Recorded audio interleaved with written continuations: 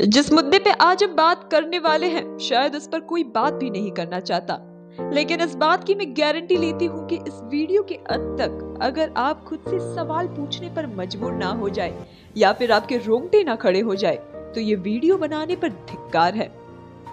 मैं आपके लिए हमेशा सनातन धर्म, अलौकिक साधु संतों पर वीडियो लेकर आती हूँ और ये वीडियो भी सनातन धर्म के उन्हीं साधु संत पर आधारित है। लेकिन आज के इस वीडियो में बात होगी कुछ हटकर। दोस्तों, ये है वृंदावन के प्रेमानंद जी महाराज, जिनकी उम्र करीबन 70 साल की है। ये है बागेश्वर वाले पंडित धीरेन्द्र कृष्ण शास्त्री।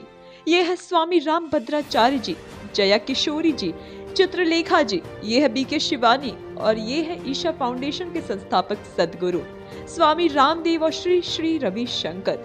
ऐसे अनगिनत साधु संतगण, इन सबके चेहरे पर एक अलग सा ग्लो है जिसे हम योगिक भाषा में तेज बोलते हैं। आप इनके चेहरे पर एक अलग चमक देख सकते हैं, एक अलग सी खूबसूरती है इनके चेहरे पर। ना तो ये कोई एक्टर है, ना कोई मॉडल है और ना ही कोई बिजनेसमैन या ना ही फिर कोई हेल्थ केयर वाले।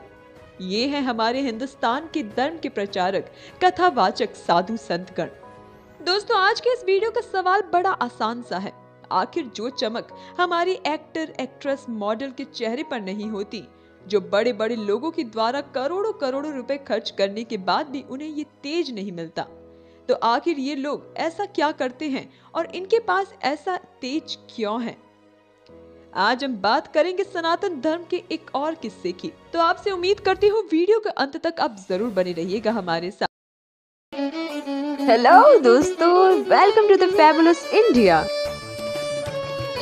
जीवन क्या है, हमारे इस शरीर का इस पृथ्वी पर क्या उद्देश्य है, यही सब खोज में हमारे ऋषि मुनियों ने अपनी पूरी जिंदगी लगा दी तपस्या में। आज के इस आधुनिक जमाने में इस तपस्या को मेडिटेशन कहा जाने लगा और ये मेडिटेशन वही चीज है जिसकी शक्ति को आज हम सुपर नेचुरल पावर बोलने लगे हैं। पूरे ब्रह्मांड में सबसे पहले कोई योगी थे तो वो है देवों के देव महादेव, इसलिए उनको आदि योगी भी कहा जाता है। और शायद ये वही कारण है जिसके वजह से महादेव की आप कोई भी प्रतिमा देखोगे तो वो कुछ इसी प्रकार, कुछ इसी पोस्चर में दिखाई देती है, हमेशा तपस्या और योग में लीन। और ये मेडिटेशन से उन्हें किस तरीके की शक्तियां प्राप्त है, इसका प्रमाण देने की तो कोई जरूरत भी नहीं है। इन्हीं शिव का अंश है शक्ति, यानी कि देवी माँ। भारत में जितने भी शक्ति पीठ मौजूद है, कहा जाता है कि वहाँ के दर्शन मात्र से सबकी मनोकामनाएं पूरी होती है और हमने ये बात महसूस भी की है, इसीलिए उन्हें सबसे शक्तिशाली योगिनी भी कहा जाता है। दोस्तों, आदि शंकराचार्य जी, जिन्होंने अपनी इसी तपस्या की शक्तियों से महज 32 साल की उम्र में पूरे भारत में भ्रमण करके ज्योतिर्लिंगों का निर्माण कराया। वाराणसी के त्रिलिंगा बाबा जी 300 सालों तक जीवित रहे, जिन्हें वॉकिंग शिवा ऑफ वाराणसी भी कहा जाता था। वो अगर किसी को भी छू देते थे, उस इंसान की वो तकलीफें दूर हो जाती थी। ये तो कुछ प्रमाण है पुरातन की। अब बात करते हैं आधुनिक जमाने की। हमारे सवाल का दोस्तों एक बहुत ही सरल सा जवाब है और वो जवाब है योग। ये है ऋतिक रोशन, इन दुनिया का सबसे हैंडसम पर्सन में गिना जाता है। दीपिका पादुकोण भी सुंदरियों के लिस्ट में मौजूद है। लेकिन क्या ये वाकई कोई सुंदरता है? जो खूबसूरती और तेज इन्हें मेकअप, ड्रग्स, शराब, जिम, स्टेरॉइड, सिगरेट, नॉनवेज खाकर मिले, वो सुंदरता कैसे हो सकता है? देखिए, ये कोई तुलना नहीं है। मैं बस आपको ये समझाने की कोशिश कर रही हूँ कि आजकल की जनरेशन जिन लोगों से इन्फ्लुएंस हो रही है, क्या वो रोल मॉडल बनने के लायक है भी या नहीं। अगर हमें वाकई में किसी से कुछ सीखना है, किसी के जैसे कुछ बनना है, तो हमें हमारे सनातन, हमारे साधु संतों को दिखाए गए रास्ते पर चलना चाहिए। ये है प्रेमानंद जी महाराज, जो 70 साल के हैं और पिछले 20 सालों से इनकी दोनों किडनियां खराब है। ना 2 रोटी से ज्यादा कुछ भी खाते हैं और ना 1 ग्लास पानी से ज्यादा पीते हैं। पूरा दिन इन्हें डायलिसिस पे भी रहना पड़ता है। लेकिन क्या इनके चेहरे पर तेज की कोई कमी है? नहीं ना। मैं ये आपसे पूछती हूँ, क्योंकि ये तेज कोई मेकअप या जिम या फिर कोई स्टेरॉइड से नहीं। ये तेज है योग का, प्राणायाम का, ये तेज है राधा रानी की भक्ति का। दोस्तों, इसीलिए हमारे भारत को साधु संत और ऋषि मुनियों की धरती कहा जाता रहा है। लेकिन अब ऐसी कोई स्थिति रही नहीं है। अगर आज आप किसी से पूछ ले कि कोई भी ऐसे 3 महात्माओं के नाम ही बता दो जिनका सनातन धर्म को आगे बढ़ाने में बड़ा हाथ रहा हो, तो वो जवाब नहीं दे पाते हैं। आजकल किसी को अपनी जड़ों का, किसी को अपनी धर्म का कोई बोध रहा ही नहीं है। हमें मुगलों के 700 सालों का पूरा खानदान पता है। हुमायूं का बेटा अकबर है, हमें ये पता है। सैफ अली खान का बेटा तैमूर है, हमें ये भी पता है। लेकिन प्रभुपाद, रामकृष्ण परमहंस, औरोबिंदो, ये सब कौन है, हमें ये नहीं पता है। दोस्तों, धर्म को पाखंड बोलना, अंधविश्वास बोलना, ये तो अभी कुछ सालों पहले से ही शुरू हुआ था। लेकिन एक साधु महात्मा की धरती पर उसी के धर्म के ऊपर लोग क्यों और कब से सवाल उठाने लगे। करीबन 1000 सालों की गुलामी के बाद भी जब सनातन गर्व से खड़ा था, तो आज उसी की धरती पर उस पे ही सवाल क्यों उठ रहे हैं। मुसलमानों के लिए पैगंबर मोहम्मद सच है, क्रिश्चियन के लिए जीसस सच हो सकते हैं, लेकिन हम हिंदुओं के लिए रामायण और महाभारत आज भी एक पौराणिक माइथोलॉजी है। भगवान श्री राम और भगवान श्री कृष्ण को काल्पनिक पात्र बताया जाता है। हमें हमारे ही महापुराण धर्मों को अशांति का विषय बताया जाता है। द्रौपदी को एक कलेशी महिला के तौर पे दिखाया जाने लगा, जिसने महाभारत जैसा भयंकर युद्ध कराया। रामायण पे कई सवाल उठाए गए। हिंदुओं को लोगों ने अपने अपने हिसाब से इस्तेमाल किया जब उनको जरूरत पड़ी। जाति भेद दिखाने के लिए द्रोणाचार्य और एकलव्य की कहानी को मन धड़ंग तरीके से बताया गया। महापवित्र शिवलिंग को गुप्तांग और प्राइवेट पार्ट कहकर मजाक बना दिया गया।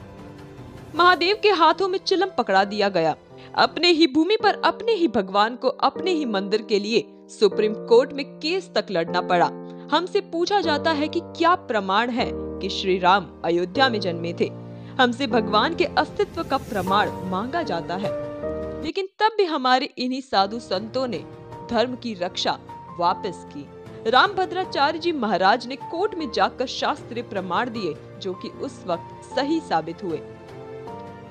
दोस्तों, मैं ये किसी इस्लामिक जगह की बात नहीं कर रही, ये बात है भारत की, ये बात है हिंदुस्तान की। केवल चुन चुन कर मंदिरों को ही नहीं तोड़ा गया, बल्कि बाकायदे से उसके ऊपर अपनी अपनी इमारतें बनाई गई।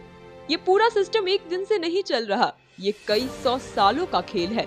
करीबन 1000 सालों तक हमारे सनातन को खत्म करने की कोशिश की जाती रही, और ये मैं ऐसे ही हवाई झंडे नहीं गाड़ रही हूँ। इसका प्रमाण है उस समय की किताबे यामिनी में। उस किताब में साफ शब्दों में लिखा गया है कि काफिरों की खून की नदियां बही थी, एक पूरा कौम जिंदा जलाया गया, हिंदुओं की माँ बहनों को बाजारू औरत बनाया गया, गुरु अर्जन देव को झुलसते हुए तावे पर सुलगते हुए रेत से झकझोर दिया गया। महाप्राचीन नालंदा विश्वविद्यालय में 2000 गुरुओं में से एक को भी जिंदा नहीं छोड़ा गया, सबको जिंदा जला दिया गया। पर आज जय जय बजरंग बली और जय महाकाल को गुस्से का एक प्रतीक बताया जाता है, और मौला मेरे मौला को प्रेम की भावना बताया जाता है। पिक्चरों में कभी मौलाना या फिर फादर बुरे नहीं होते, लेकिन एक पंडित हमेशा लड़कीबाज और पाखंडी ही होता है। जिस भारत में अब माता शीरा वाली अंधविश्वास बताई जाती है और बाहर से आई महिला जगत माता बन गई, बॉलीवुड ने तो मानो पूरा ठेका ही ले रखा है हमारे देवी देवताओं का मजाक बनाने का, और हम उस मजाक को देखते भी हैं। पहले भारत में भारतवासी रहते थे जिनके एक भगवान थे। अब भारत बदलकर इंडिया हो चुका है, जहाँ सबके अलग अलग देवी देवता हैं। कोई भारतवासी रहा ही नहीं। कोई तमिल बन चुका है तो कोई तेलुगु, कोई मलयालम है तो कोई मराठी, कोई सिंधी है, कोई ऊंची जाति का है तो कोई नीची जाति का। इन लोगों ने हमारे दिमाग पर इस हिसाब से कब्जा कर दिया है कि अब हम भी इन्हीं के सोच के हिसाब से चलने लगे हैं।